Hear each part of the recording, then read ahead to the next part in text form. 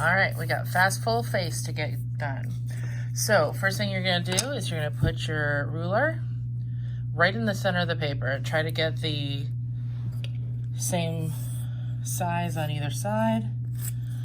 I don't have the best rulers, they're a little wavy, but that's the space that's gonna be between your eyes, and then go on either side of it.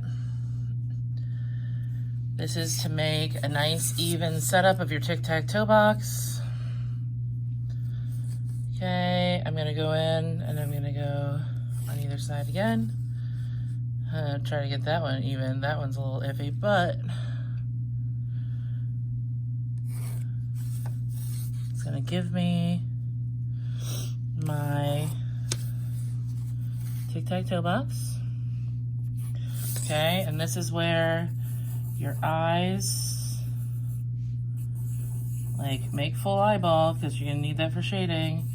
Your nose,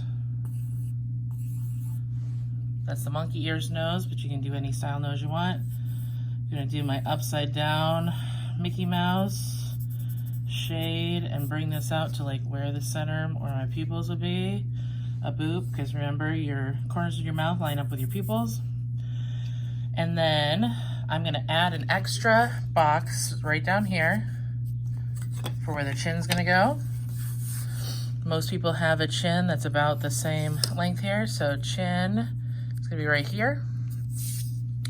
I am going to add an extra box between the top of my eye and the bottom of the nose, because your face, where it sort of turns and heads back in the background, is gonna be here.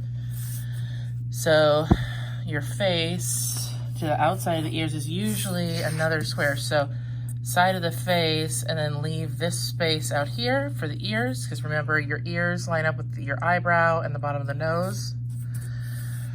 The top of your head is gonna be the same distance as right about here from the bottom of your lip and the top of your eyebrows. It's gonna come up here. Okay, so that's the top of my head. I'm gonna bring this around to like above where the middle of my ears are gonna be. Curve it. Notice I'm not like completely tied to the fact that it's this way. I got Mr. Clean going on here. Remember, your hairline's gonna be about halfway between your eyebrows and the top of your head. Then I wanna know like where my cheekbones are gonna be, which is usually somewhere in here.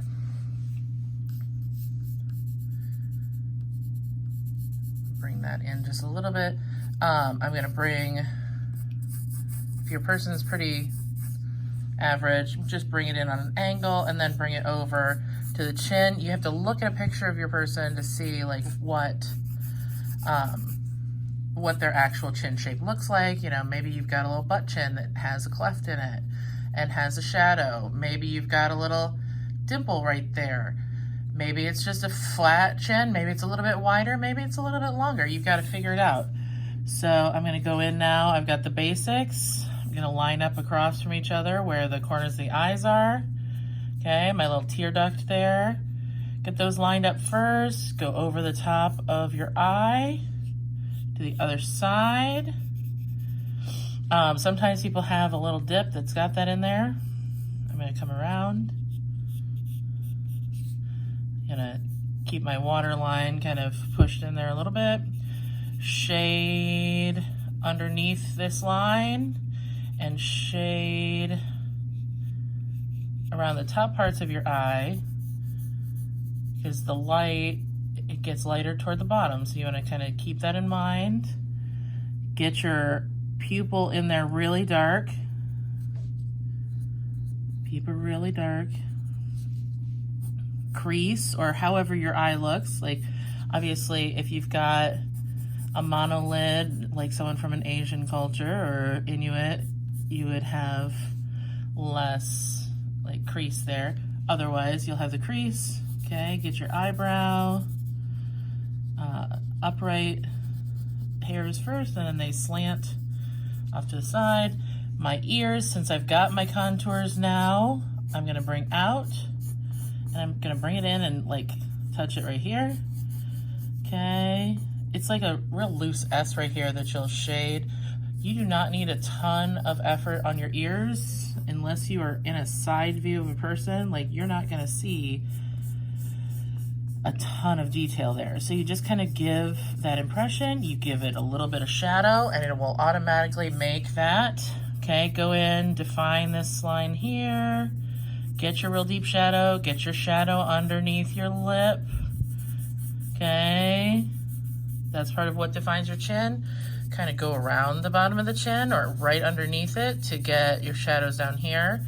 Now, am I taking a lot of time with my shading? No, because I'm trying to make this a short video that gives you sort of a summary of those other things that we've done. Get your shadow underneath there.